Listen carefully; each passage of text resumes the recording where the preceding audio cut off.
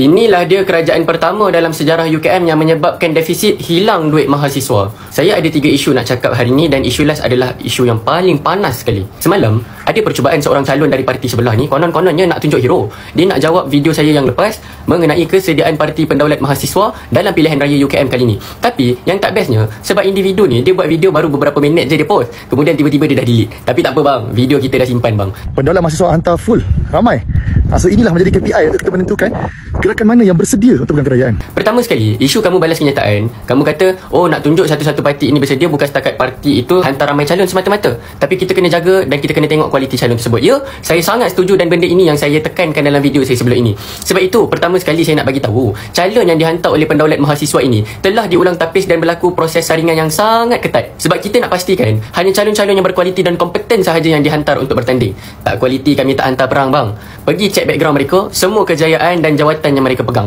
Dan saya tak pernah cakap pun parti kamu tak hantar calon berkualiti. Cuma saya persoalkan, kenapa yang berkualiti itu belum cukup ramai? Kita nak meraihkan pesta demokrasi yang sihat. Jadi kita mengharapkan yang terbaik juga daripada parti pihak lawan kita. Inilah dia politik yang matang. Bayangkan, parti kamu bertanding tak cukup jumlah untuk bentuk kabinet kerajaan. Inilah dia yang saya tanya. Kamu mesti nak bawa suara mahasiswa, tapi gerak kerja untuk membina karakter, menyediakan landasan kepada ahli parti sendiri untuk menjadi seorang calon yang baik pun masih ada krisis lagi. Isu kedua, kamu kata tentang salah guna program. Tapi yang lagi pelik bin ajaibnya adalah dekat mana? Dekat part ni. Yang kelima, slot khas untuk front atau parti mahasiswa. Kami mencadangkan dan menuntut agar satu slot khas diperuntukkan dalam Minggu Apresiasi Watan bagi memberi ruang kepada semua front atau parti mahasiswa di UKM. Parti kamu sendiri kata waktu Minggu Apresiasi Watan ataupun waktu MAU ni bukanlah masa yang sesuai untuk doktrin pelajar, untuk doktrin mahasiswa perihal politik kampus. Masih awal lagi lah, bagi pelajar pilih sendirilah. Tapi dalam surat tuntutan cadangan kamu sendiri pula yang minta satu slot khas diadakan untuk semua parti menerangkan mengenai ideologi politik parti masing-masing ketika waktu MAU akan datang.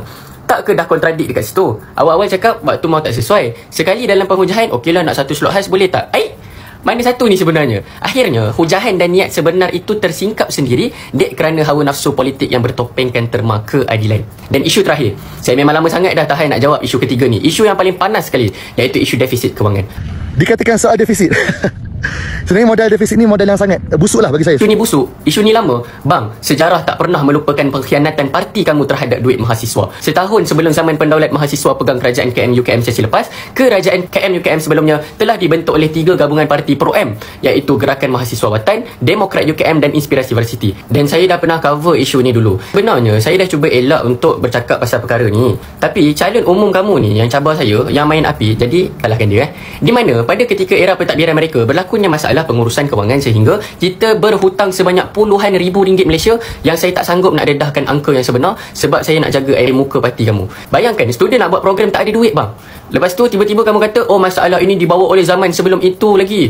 Salah pendaulat juga. Kamu ni tak tahu ke buat-buat tak tahu? Yang KM UKM sebelum itu, di era saudari Mariam Aswan, telah pun meninggalkan lebihan surplus sebanyak RM300,000 dana untuk diuruskan oleh kerajaan kamu. Tapi mana pergi duit tersebut? Bajet tahunan dapat daripada hasil yuran pelajar. Dana tambahan lagi dapat pun boleh berlaku defisit kewangan sebab kegagalan tadbir urus kewangan. Allah Subhanahu Wa Taala telah pun menyebut dalam surah Al-Baqarah ayat 282, ayat paling panjang dalam Al-Quran mengenai hutang. Allah Subhanahu Wa Taala juga telah menyebut dalam surah Al-Anfal ayat 27 mengenai pengkhianatan pemimpin terhadap amanah yang telah pun diberikan. Mana pergi amalan maqasid syariah? Mana pergi amalan hifzul mal? Mana pergi amalan hifzul akal yang diperjuangkan oleh parti kamu? Ini yang saya kata tadi, sembang berdegar-degar tetapi faktanya tiada. Yang saya sangat kecewa adalah kamu adalah antara individu dalam parti yang bertanggungjawab dalam masalah kewangan ini. Tapi tak ada satu pun permohonan maaf daripada parti kamu terhadap mahasiswa. Bahkan tak ada langsung inisiatif rasmi yang datang daripada parti kamu sendiri untuk dapatkan semula dan bayar semula duit mahasiswa yang defisit tersebut. Jadi kalau kamu nak compare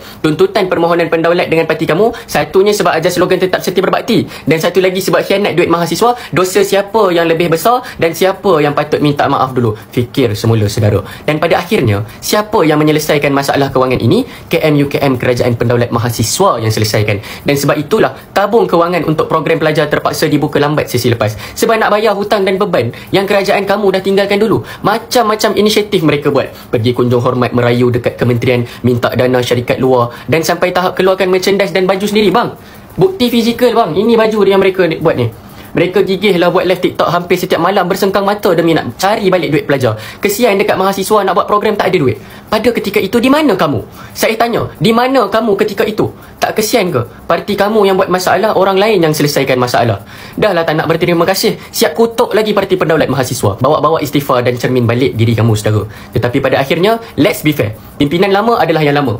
Tak adil untuk calon-calon wajah baru ni nak menanggung kesilapan pemimpin mereka yang terdahulu, betul?